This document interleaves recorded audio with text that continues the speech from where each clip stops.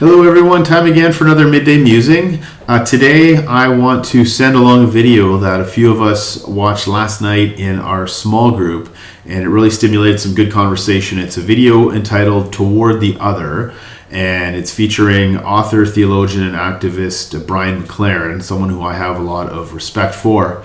And in this video, Brian addresses a key question, a question that really cuts to the heart of what we've been leaning into the last few weeks in this Love Over Fear series. And the question he addresses is this: can we find a way of holding our Christian identity? We want to hold on to our Christian identity that sends us toward the other, whoever that other person or group might be, with love and hospitality rather than with fear and hostility. And as he addresses and leans into this question, Brian, I think rightly so, identifies four very real challenges to that becoming a reality for individuals and faith communities. He talks about the historical challenge, the doctrinal challenge, the liturgical challenge, how we do worship, and the missional challenge, how we engage in God's mission in the world. And so I submit it to you to watch, to pray over, to reflect upon, and that's certainly best done, I think, in groups in this case. So if you want to huddle together with a few others in your family or neighborhood or in the church, this will kind of serve as sort of a midway, sort of midpoint or sort of halftime reflection as we continue on our series of Love Over Fear.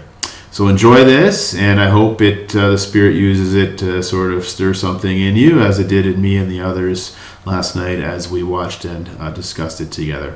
So enjoy the rest of the day. Thankfully, the rain has stopped. Hopefully, the sun will pop out later this week, and I look forward to catching up with you on Sunday, if not before. Have a great day.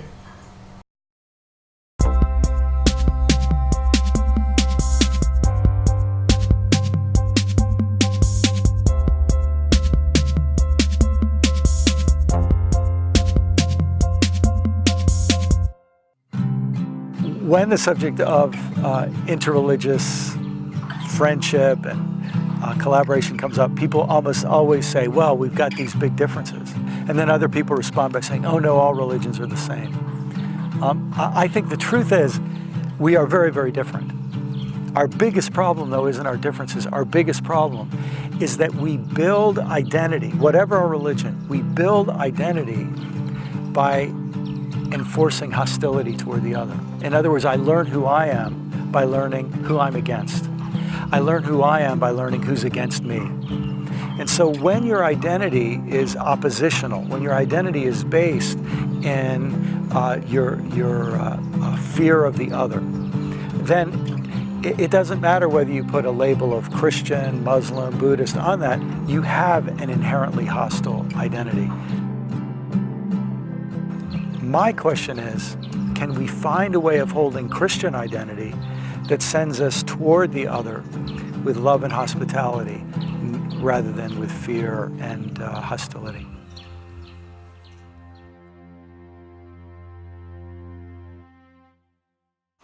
I don't think we're going to make any progress in this problem of religious hostility until we come to terms with our history.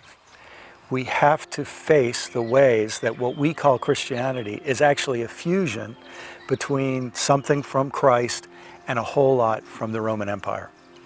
We've picked up a lot of prejudices and biases and values from the cultures that we have inhabited as Christians. Jesus was crucified on a Roman cross. You would think that would make his followers be sensitive to how the Romans used crosses to get rid of their opposition. But within 350 years of the time of Christ, the Christian church was using the sign of the cross as a sign of intimidation and a sign of conquest. So we often speak of the conversion of the emperor of Rome, when maybe what we should talk about a little bit more is the conversion of the Christian faith by the emperor of Rome. That fusion of Christian faith and imperial power has had a long-lasting legacy, and we've got to come to terms with it. We know about the Crusades. A lot of us don't really know about a lot of other examples of our hostility. For For example, what happened to the native peoples of the Americas, the conquest of those peoples, the fusion of Christian faith and colonialism. When we face that history, it will cause us to ask some deep questions about our own identity.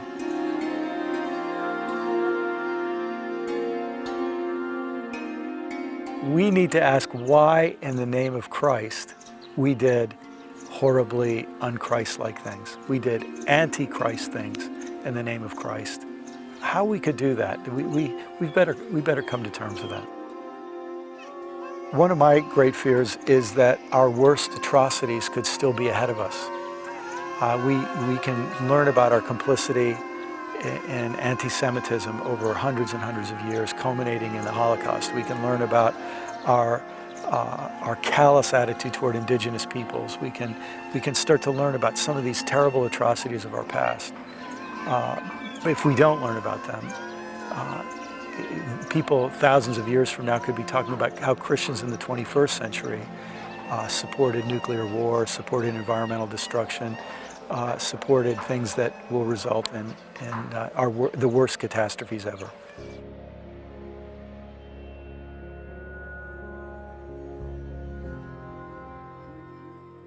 I wish that all of our problems were historical, but I think a lot of our problems are doctrinal too. I'm not an advocate of throwing out our doctrines, but I am an advocate of facing the ways that our doctrines have been used as hostile weapons. And that will require us to reformulate our doctrines. But in doctrine after doctrine, when I faced how a central idea of Christian faith has been used in a hostile way toward others, and I went back and re-examined that doctrine in a different light, I realized that in every case, those doctrines could become tools of healing rather than weapons of hostility. Let me just give 3 examples. First, the doctrine of creation. We often use that doctrine to get into a fight with people of science. So it becomes a tool of a weapon of hostility. But the truth is, the doctrine of creation tells us that we all have the same source. Every human being, ultimately, we come from God. And not only human beings, but all living creatures and all of creation. We all come from the same source, which means that we're all related to one another. The doctrine of creation could become a powerful tool for us to rediscover our connectedness. The same with the doctrine of original sin. I think it's one of the doctrines that's been the greatest weapon of hostility, because it says that God hates everybody except the few who are redeemed and saved. But if we were to understand original sin as the desire to play God, in other words, the desire to say, here are the good guys, here are the bad guys, if that's what original sin is, then once we face that, we realize that's the source of our hostility. And so redefining original sin, I think, has powerful implications for us learning to approach one another in a different way. And the third example would be the example of election or calling or choosing. Many of us were raised with an idea that God chose us and that makes us elite or special or superior. The truth is, though, I think the doctrine of election means being chosen for service and suffering, to be chosen to bring blessing to the other, not to exert supremacy over the other.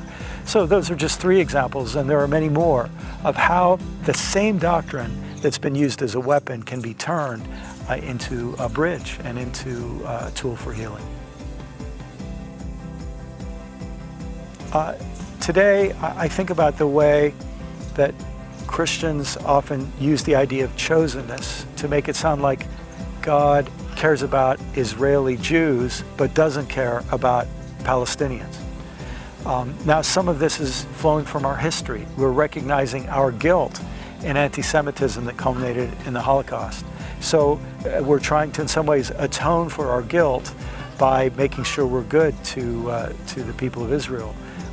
But in so doing, we end up creating another atrocity in the horrible treatment that the Palestinian Christians and Muslims are experiencing in the land of Israel today.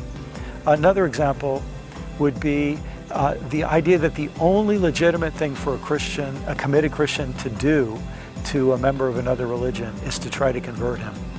that there's no value in neighborliness if it isn't just used as a connection for attempted conversion.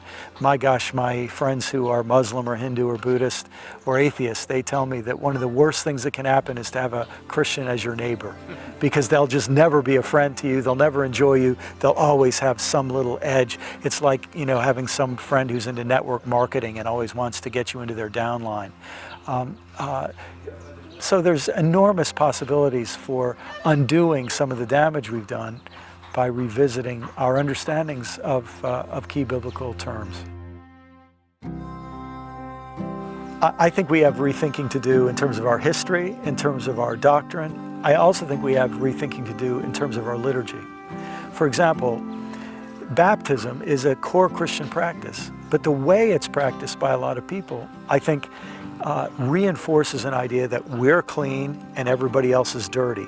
And baptism becomes the reenactment and the reinforcement of our identity as clean and everybody else as dirty. When we practice baptism that way, we're practicing it more the way it was practiced in the temple by the chief priests and all of the temple staff. We don't realize that when John the Baptist left the temple priesthood and went out and baptized people in the Jordan River, he was engaging in a kind of act of guerrilla theater. He was overturning that old understanding of baptism.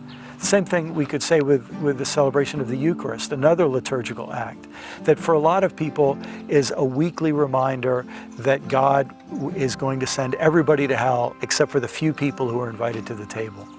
I think we need to rediscover the Eucharist as, no, this is the message that God has sat down at the table and is inviting everybody into fellowship and reconciliation. So our liturgical practices can either reinforce an identity of hostility, or they can build in us a deeper sense of solidarity and hospitality.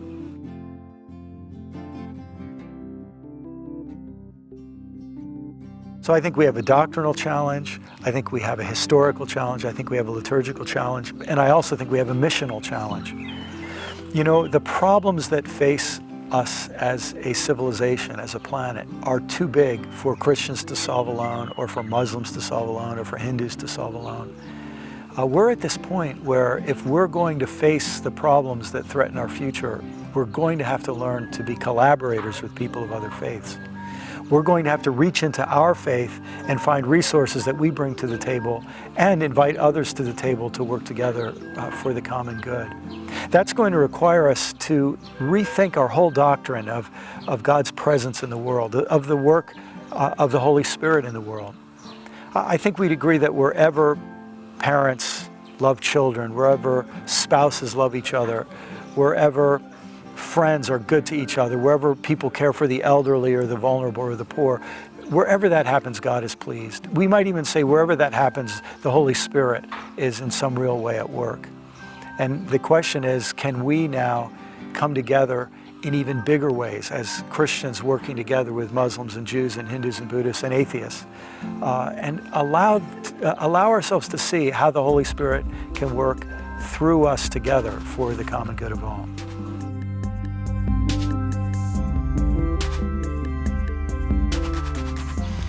A couple of years ago, I was invited to be part of a gathering of Christians, Muslims, and Jews. And there was a Muslim speaker who was just brilliant. And I had a lot of questions about Islam. And I approached her afterwards, and she just gave me fantastic answers. And we exchanged email addresses. And I don't know, it was a month or two later, I got an email from this woman. She said, "I'd never heard of you. After meeting you, I Googled your name. And I Googled your name with the word Mohammed, and I Googled your name with the word Islam and Muslim. So I found out every place on the internet where you have ever spoken about Muslims or Islam." She said, every single instance I found, you spoke of us with respect, and you spoke of us trying to build bridges, and you spoke of us as fellow human beings. She said, I also found on the internet what other Christians said about you because you speak kindly about us. And she said, I really want to thank you. She said, I know there's a cost for being a peacemaker.